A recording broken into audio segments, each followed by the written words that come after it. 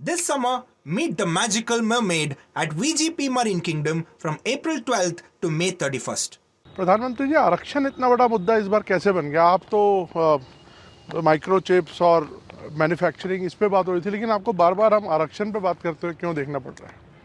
मुझे नहीं करना पड़ रहा है, मुझे सचेत करना है मेरे SC, ST, OBC और अति पिछड़े भाई बहनों को, क्योंकि इनको अंधेरे में रख करके ये लोग लूट चला रहे हैं। और चुनाव एक ऐसा समय है कि जो सबसे बड़ा संकट आ रहा है उससे देशवासियों को मुझे जागरूक करना चाहिए।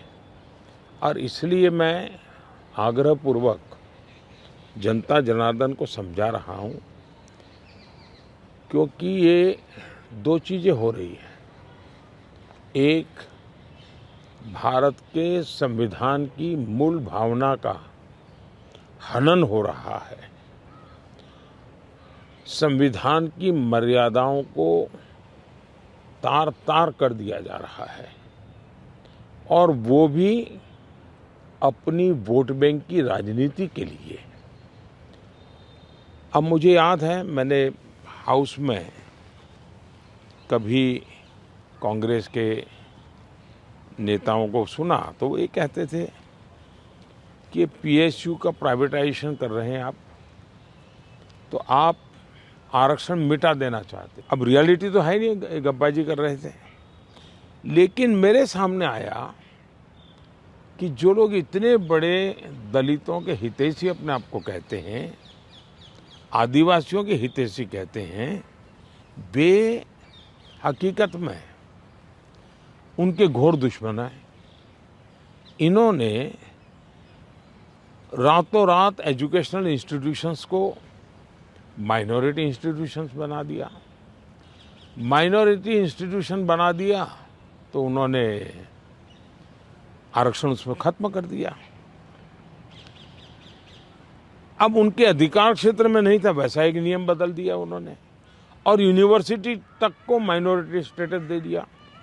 अब दिल्ली में ही जामिया मिलिया जो यूनिवर्सिटी है, उसको उन्होंने माइनॉरिटी बना दिया, उसमें सारे आरक्षण खत्म हो गए।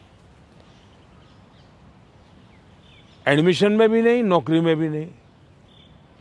और बाद में तो चीज़ें उभर करके आई कि करीब करीब 10,000 ऐसे इंस्टीट्यूशंस हैं जिसको इस प्रकार से आरक्षण के जो SC, ST, OBC का अधिकार था, वो पिछले दरवाजे से उसको छीन लिया गया है।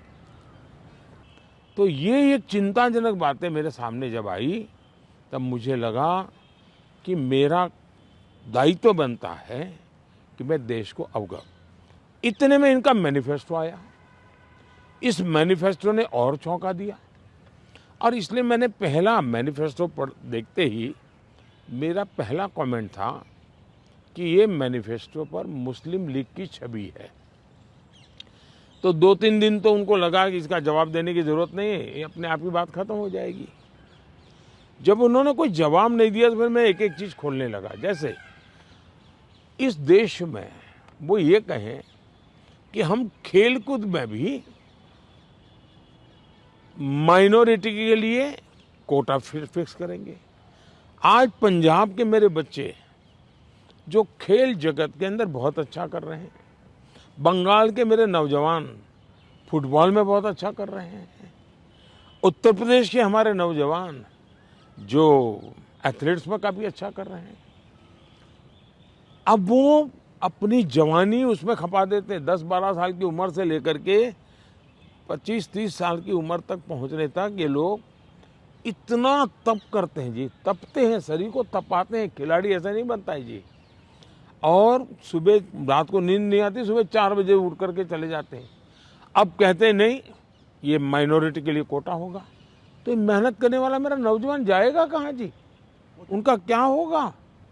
दूसरा, उन्होंने कहा कि देश में अब जो टेंडर होंगे, उस टेंडर में भी वे माइनॉरिटी के लिए आरक्षण करेंगे। मतलब ये हुआ कि आज मान लीजिए कोई कहीं पर बहुत बड़ा महत्वपूर्ण ब्रिज बन रहा है, उस ब्रिज में कौन ब्रिज बनाएगा? तो जिसके पास ट्रैक रिकॉर्ड है, जिसके पास संसाधन है, जिसके पास कैपेबिलिटी है, जो परफॉर्म कर सकता है, सारे उसकी जो रिक्वायरमेंट उसकी पूरी करता है, उसमें कंपटीशन होती है और कंपटीशन में जो निकलता है उसको टेंडर मिलता है। ये कहते नहीं, ये सब बाद में। अब मुझे बताइए, अगर इसी प्रकार से सिर्फ धर्म के आधार पर कोटा दे देंगे, वो ब्रिज बनेगा, लोग मारे जाएंगे, तो कौन जिम्मेवार होगा? क्या आप वोट बैंक के लिए आप आने वाली पीढ़ियों को भी तबाह करना चाहते हैं? तो ये ऐसे विषय थे जो कांग्रेस ने अपनी वोट बैंक की खातिर मैदान में उतारे। तब मेरा कर्तव्य बनता है कि मैं मेरे दलित भाइयों के अधिकार के लिए लड़ूं, मेरे आदिवासी भाई बहनों के अधिकार के लिए लड़ूं, मेरे ओबीसी पिछड़े भाई बहनों के अधिकार के लिए लड़ूं, और इसलिए मैं लड़ाई लड़ रहा हूं। तो ये जो परसेप्शन बनाया जा रहा है कि आप आए तो बिल्कुल आरक्षण ही खत्म कर देंगे, ये क्या, इस पर क्या बोलेंगे आप? इन्होंने ये पाप कर दिया है, उसके खिलाफ मैं बोल रहा हूं, इसलिए उनको झूठ बोलने के लिए ऐसी चीजें का उपयोग करना पड़ रहा है। कोलकाता हाई कोर्ट का सर एक ऑर्डर आया है जिसमें 2010 के बाद जितने ओबीसी सर्टिफिकेट्स बन रहे हैं उसको खारिज कर दिया है। दीदी इनके मोडस ऑपरेंडी है कि पहले इन्होंने कानून बना करके माइनॉरिटी को देने का पाप शुरू किया, पहले आंध्र में शुरू किया। सुप्रीम कोर्ट ने तक में वो हार गए, हाई कोर्ट ने उसको रिजेक्ट कर दिया क्योंकि संविधान अलाउ करता नहीं है। तो इन्होंने चालाकी करके पिछले दरवाजे से खेल शुरू किया, और पिछले दरवाजे से खेल शुरू करने के लिए इन लोगों ने रातों रात मुसलमान की सभी जातियों को ओबीसी बना दिया। सभी जातियों को ओबीसी बना करके जो ओबीसी का हक था वो रातों रात डाका डाल दिया, लूट लिया। लेकिन जब हाई कोर्ट का जजमेंट आ गया तब ये साफ हो गया कि इतना बड़ा धोखा हो रहा है। लेकिन इससे भी दुर्भाग्य की बात है कि इतना बड़ा वोट बैंक की राजनीति करने के लिए वे अब इनको भी गाली दे रहे हैं, जुडिशरी को गाली दे रहे हैं, न्यायपालिका को गाली दे रहे हैं, और वो यहाँ तक कह रहे हैं कि कुछ भी हो जाए हम कोर्ट की बात मानने वाले नहीं हैं। ये जो स्थिति है वो किसी भी हालत में स्वीकार्य नहीं हो सकती है। सर केजरीवाल जी अभी जब जेल से बाहर आए तो उन्होंने कहा कि प्रधानमंत्री जी ही तय करते हैं कि कौन जेल जाएगा। वो कहते हैं सोरेन को और मुझे उनके इशारे पे जेल में डाला गया। अच्छा होगा ये लोग संविधान पढ़ लें, देश के कानून नियम पढ़ लें, मुझे किसी को कुछ कहने की जरूरत नहीं है। मोदी जी बंगाल में भी ताबड़तोड़ एक टक्कर की लड़ाई चल रही है, आपके भी बहुत कैंपेनिंग वहाँ पे आपने की है और अभी आप शायद फिर जाने वाले हैं बंगाल। क्या लगता है आपके प्रोस्पेक्ट्स कैसे रहेंगे बंगाल में? बंगाल के चुनाव में टीएमसी पार्टी अस्तित्व की लड़ाई लड़ रही है। आपने देखा होगा पिछले असेंबली के चुनाव में हम 3 थे, 3 में से बंगाल की जनता ने हमें 80 पर पहुंचा दिया। हमें लोकसभा के अंदर भारी बहुमत पिछले चुनाव में मिला था। इस बार पूरे हिंदुस्तान में द बेस्ट परफॉर्मिंग स्टेट कोई होगा तो पश्चिम बंगाल होने वाला है। भारतीय जनता पार्टी को सर्वाधिक सफलता पश्चिम बंगाल में मिल रही है, और पश्चिम बंगाल का चुनाव एक तरफा है, जनता जनार्दन उसको लीड कर रही है, और उसके कारण सरकार में बैठे हुए लोग, टीएमसी के लोग बौखलाए हुए हैं। लगातार हत्याएं हो रहे हैं, हमले हो रहे हैं, भाजपा कार्यकर्ताओं को चुनाव के पहले जेलों में बंद कर दिया जा रहा है। इस सारे जुल्मों के बावजूद भी मतदान भी जनता ज़्यादा कर रही है और वोट भी ज़्यादा हो रहा है। मोदी जी अब लगभग आखिरी दौर आ गया है चुनाव का।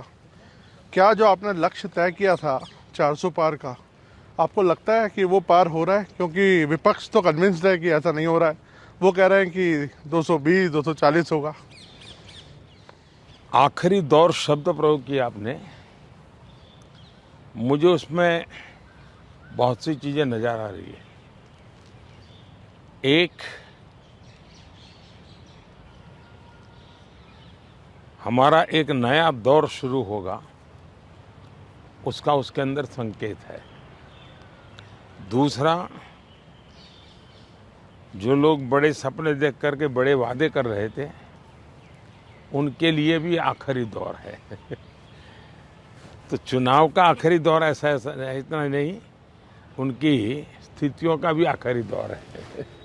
25 साल से उड़ीसा में प्रगति नहीं हो, और सबसे बड़ी चिंता ऐसी है कि कुछ एक ऐसी टोली है जिसने पूरे उड़ीसा की व्यवस्था को कब्जा कर लिया है। ऐसा लगता है पूरी व्यवस्था को बंधक बना दिया है, और जब इतना बंधक बना दिया है तो बहुत स्वाभाविक है कि उड़ीसा अगर उस बंधनों से बाहर आएगा तो उड़ीसा खिलेगा। उड़ीसा की अस्मिता का सवाल है। इतने प्राकृतिक संसाधन है उड़ीसा के पास, एक समृद्ध राज्य के गरीब लोग देख करके दुख होता है। हिंदुस्तान के समृद्ध राज्यों में उड़ीसा है, इतनी प्राकृतिक संपदा है, और हिंदुस्तान के गरीब लोगों के राज्य में भी उड़ीसा है। तो इसके लिए सरकार जिम्मेवार है, और इसलिए उड़ीसा के लोगों को उनका हक मिलना चाहिए। उड़ीसा को उसकी अस्मिता मिलनी चाहिए। उड़ीसा का भाग्य बदलने वाला है, सरकार बदल रही है। मैंने कहा है कि उड़ीसा की वर्तमान सरकार की एक्सपायरी डेट 4 जून है, और 10 जून को बीजेपी का मुख्यमंत्री उड़ीसा में शपथ लेगा।